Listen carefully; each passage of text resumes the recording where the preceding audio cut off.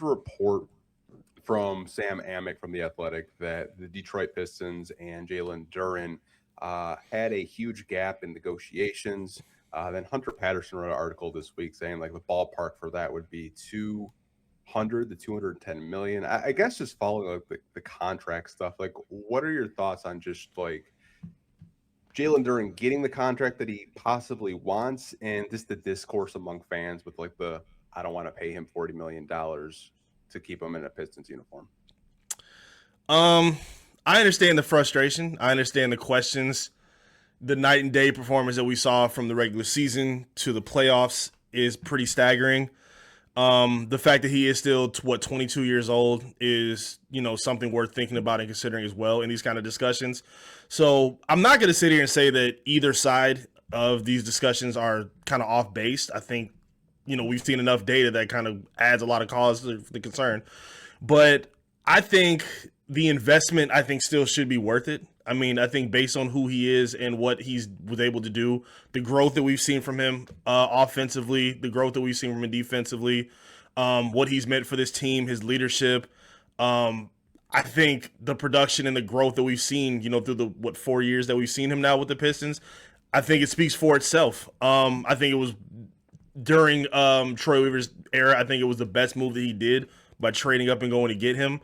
And I think when people keep in mind, when you have contract extension talks, you don't pay somebody for what they did yesterday. You pay them for what you think they can do tomorrow. So, yes, I understand the concern about what we saw in the postseason, and that's not to be ignored. Trajan talked about it himself during the media meetup. The way he was neutralized against Orlando, the way he kind of struggled, here and there against Cleveland, it was alarming. It was very odd. It was not what we expected at all from a guy that was expected to be like the number 2 contributor. And to me, I still think the second most important Piston next to Cade Cunningham on this roster. You wanted to see better, but I still think better can be on the way for Jalen Duren. I think it's too early to kind of kick the bucket on that. What we saw has not been a pattern of issues for him. Yes, he has not always been the most consistent defender, but we have seen him turn it up and be that rim protector that we think he can be for the future. We've seen his offensive game grow. We've seen him stay, tenacious on the glass. And again, the leadership factor as well as a young 22-year-old is, worth celebrating and admiring as well. So, in terms of what the numbers are, I think they'll find something a little more comfortable. It's not surprising to me that they're not really on the same page right now. He bet on himself last offseason. He really wanted to get that big payday, and he did a lot to, maximize it with being All-NBA, becoming an All-Star. So, he's looking to, reap the benefits of that. But I understand the Pistons' hesitancy as well. But at the end of the day, I do think they'll find a way to get it done and, come to meet at a proper number. Yeah, I think it's an agent's job to say, hey, we want that 287, like 100%. Right. I want my agent to say, like, go give me the max. But 287 to 200, to me, huge gap. That's a huge gap. That's $87 million over a 5-year period. Right.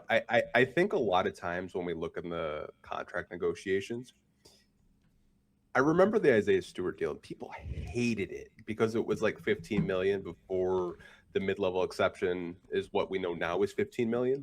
Right. I think $40 million right now is going to be the new $30 million within the next couple of years. The way the CBA is going up, cap space is going up, incrementally from like 8 to 10% a year. I do think this is more of a investment long term. Like if you think that you can get Jalen Duren for $200 million or $190 or whatever it may be, whatever they decide on, and he keeps developing, like almost average 20 points on dribble drives. Yep. What happens when you add a mid-range in there? What happens if he starts stepping out hitting threes? Mm-hmm. What happens when he actually has a go-to move in the post? Yep. Like, or could he be on like a Joel Embiid type of trajectory of just being like a 26-10 guy? Right. Like, you never really know. I mean, I think it's just an investment. I understand why fans are a little bit hand shy with that, because you also have like a SARS extension looming. Right. And you got Cade at $50 million, possibly Duren at $40 million, and the SAR at $30 million. The team gets really, really expensive. So I can understand, and I think this front office has a very good opportunity to kind of get everyone locked down for the next 4 to 5 years. Yeah, and I think that's honestly the best way to do it. I don't think they're at a point where they're looking to like blow up what the core is. Again, these are still extremely young players right now, and I don't think any of them are quote unquote behind in what their development is supposed to be. You know, people have questions about Asar's offensive game, even Duren's offensive game, showing how raw he can be as a player. But even with that being the case, again, I don't think he's behind in what we've seen thus far. I mean, I don't think anybody expected him to be able to show that he has the ability to play as an offensive hub when Cade Cunningham is off the floor. He did that. He excelled as a playmaker. You know, he showed the ability to, you know, take advantage of space around him, create advantages for others around him as well on the half court sets. We just got to see it in consistent stretches now. Again, the NBA season is a long duration, and the Pistons just played their longest stretch of basketball with this young core that we've seen since they've been put together. So we kind of saw a lot of it. I think Cade kind of wore down a little bit. Like that last game 7 against the Cavs, he just played like he was just gassed the whole time. Duren saw a lot of bodies all playoffs, and I'm not trying to make excuses, but these are the details that happened throughout the postseason. And a lot of what we saw, you know, in the game set or the 7-game series against Orlando, the 7-game series against Cleveland, these were new, you know, moments and pieces of territory that the Pistons had to go through. And again, I think coming back from a 3-1 deficit, you know, Duren, you know, making plays and finding ways to be productive, even if it wasn't offensively, I think we saw that. I think there was moments that you are a little more optimistic than pessimistic about his game. Again, if this was DeAndre Ayton who was doing this, then I can understand the worry and the concern because where he's at in his career. Duren is 22 years old, and I think he has plenty of opportunity to keep growing. I do think that mid-range game is going to come together. I do think he works on putting together some counters in terms of what his offensive scoring is going to look like. He works on it all the time. It just, you know, it's kind of hard to finite it in the playoffs. And I think that'll be a big offensive key or a big offseason key for him because, you know, in the postseason, that's a big problem. Like when you get the first thing taken away from you, which was his dribble drive to try to blow past his opponent, you got to find something else to do. And I think that's something that he's going to really work on to kind of take his, you know, raw outside game and kind of, you know, round it out a little bit more. I know you've documented a lot of his pregame workouts with the mid-range. Like, it's definitely behind the scenes thing. It has been for the past couple of years. And I go back to, because when you were talking, I was thinking of an interview JB did with Run It Back on FanDuel. And he said, like, we told Jalen Duren, we want you to be more aggressive. I would assume, like, his game plan for him is we want you taking 12 to 15-foot jump shots all summer long. Because, like, if you start having, like, pick and pops with Cade or just, like, you know, the little dump offs and dribble handoffs and having him more as, like, a secondary passer, I think it does open up a whole lot for other people around Cade and JD. Right.